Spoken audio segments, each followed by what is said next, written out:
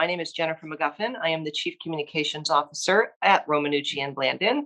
And it's my pleasure to set you up here for remarks by Stefan Blandin of Romanucci and Blandin and Adam Levitt of DiCello, Levitt, Gutzler.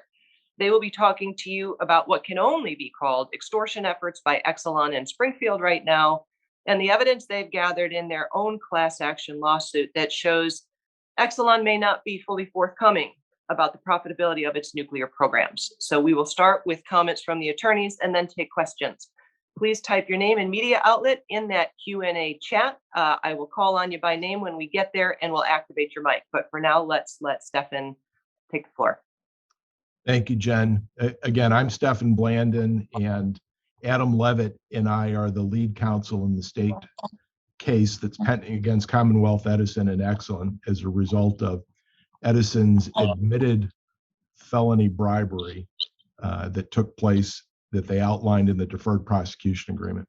So the reason we called this press conference is the audacious headline in the Tribune from 2 days ago that Exelon was once again threatening and had taken steps to shut down nuclear power plants here in Illinois in an attempt to put undue pressure on the legislature to give them another bailout. And Adam and I are in a unique position because we've been able to spend the hundreds of hours going through the SEC filings and the tax returns to determine, in fact, what Exelon's profits from these power plants are. And we have determined, our experts have determined, that based on, these are not our numbers, these are Exelon's numbers. Exelon derives a $1.7 billion per year profit on the Illinois nuclear power plants. So to go to Springfield and to threaten to shut down these power plants unless they get more money in the form of another welfare payment is outrageous. And Adam and I are fully aware right now that there is all kinds of pressure being placed in Springfield on the governor's office, on various legislature representatives to go ahead and to give them another bailout. And the one thing that's not been in the paper that I've not read about, and I don't think the governor's office is aware of this, they earn $1.7 billion in net profit. After their operating expenses are taken out, they are still generating $1.7 billion in profit. I don't know where else in America that qualifies for welfare. And that's exactly what's happening. So to take the actions, the unprecedented actions, to continue their bluff, to go to the Federal Energy Regulatory Commission in an attempt to shut down these power plants is nothing other than a power play and a bluff on their part, because they want their bailout and they are doing everything they can to apply the political pressure to do that. And the next week, 2 weeks, the time period that's taking place right now is central to this, and the legislature needs to be fully aware of these amounts. Thank you. Yeah, I think that's important, and thank you everyone for showing up this afternoon on short notice. Again, as Jen said, we appreciate you taking the time on a Friday afternoon. And I think we could all agree this is very important stuff. As you see what's happening, and as you've read what's happening in the Chicago Tribune and elsewhere, with ComEd once again trying to use the Illinois legislature as its piggy bank, essentially, on the back of Illinois ratepayers, which is exactly what's happening here, crying poverty without facts, making threats without facts, trying to extort huge amounts of money on the backs of Illinois taxpayers and Illinois ratepayers in a way that's simply unacceptable. And as Stefan points out, our experts have actually gone through, we did the work, and we've seen this. And unlike threats without facts, we have actual facts. And I think that numbers don't lie, while ComEd does. And I think that's one of the things we really hope, and as we set forth in our press advisory, we believe it's really important that Governor Pritzker and the Illinois legislature really understands what's happening here and really takes to heart as both lawmakers in the state of Illinois and frankly ratepayers in the state of Illinois what's happening here when ComEd is coming to them with its handout once again. What it's asking for is not based on facts and actually ascertainable truth. And when you look at the facts, it makes what they're asking for and the threats that they're making that much more outrageous. And while this is all happening, it's important that these facts get out there, which is why we're doing this afternoon. Thank you, Adam. I'm going to put in a call for questions now, since both attorneys have made a brief remark. If you do have any questions, again, use that Q&A chat. I'll pick you up from there and call you out by name and organization. But as we're waiting for that, let me ask you both, what should a resident do if they hear this report, if they see it, if it makes them angry? What is your suggestion to your average citizen?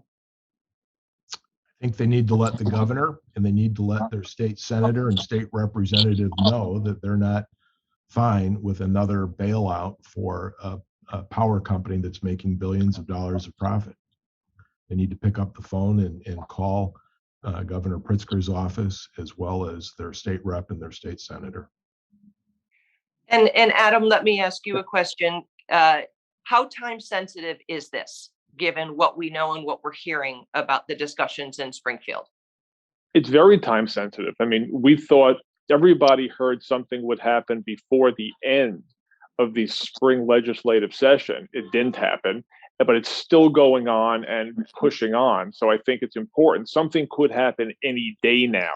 So it's important that to the extent citizens are concerned with what's happening, they got to pick up the phone. They have to send emails. They have to actually voice their view that what's happening here is fundamentally wrong. That in fact, it's a privilege to be given a legal monopoly in the state of Illinois for the provision of power, and that ComEd has repeatedly and willfully and now admittedly abused that right, that privilege.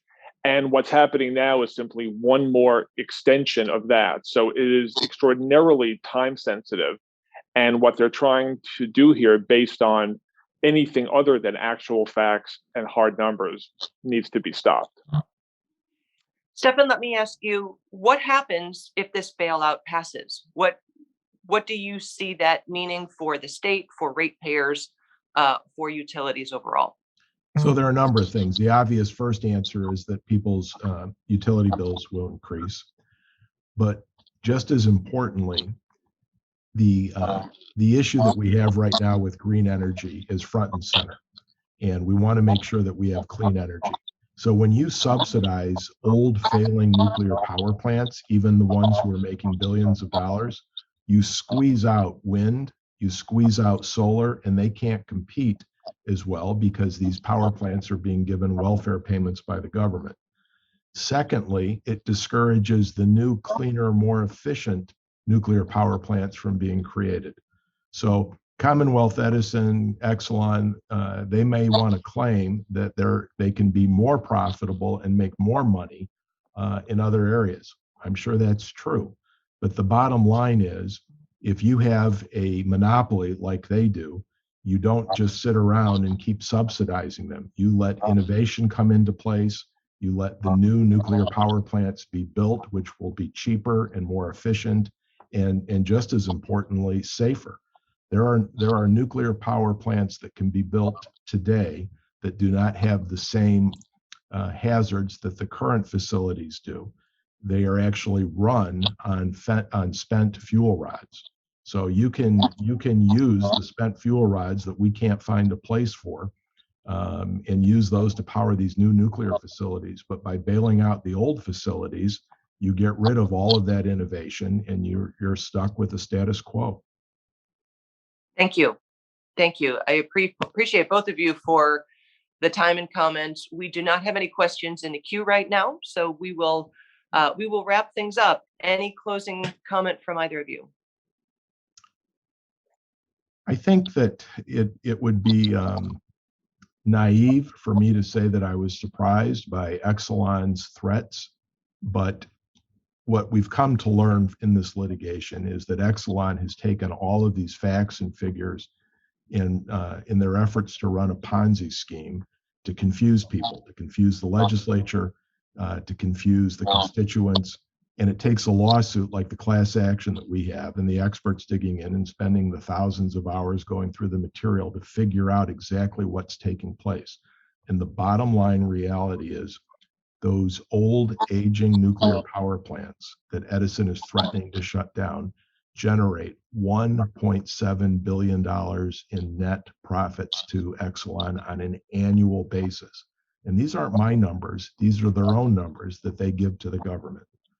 That should not take place. That should not be subsidized further by their customers here in Illinois. Thank you. Adam, anything from you? Nothing more than what we've already said, that we live in a time where half-truths and untruths seem to take on a life of their own. And I think that one of the things that our lawsuit and our efforts are trying to accomplish is to apply an objective, factual standard to what's actually going on here. And I think, as I was saying, when you look at the actual facts, and as Stefan points out, the huge profits that Exelon's earning from these exact nuclear plants on which it's crying poverty year on year, you realize that the actual story that has to be told is not being told. And we're trying to ensure that it gets told, because once the Illinois ratepayers and legislators and Governor Pritzker specifically focus on what's happening here with real numbers, not lobbyists, not another round of bribery or influence peddling, not anything of the sort, when they're actually looking at hard facts, the facts here strongly militate against any additional bailouts. You don't bail. I mean, what it amounts to is just another example of corporate welfare at the expense of Illinois ratepayers, and it's just not right, and it has to be stopped. Thank you both. I appreciate that. Thank you to all who have taken the time to listen in. We will be posting and sharing a recording of this today, and certainly we'll be staying on top of this issue. Thank you very much. Have a good day and a nice weekend. Thank you. Thank you very much.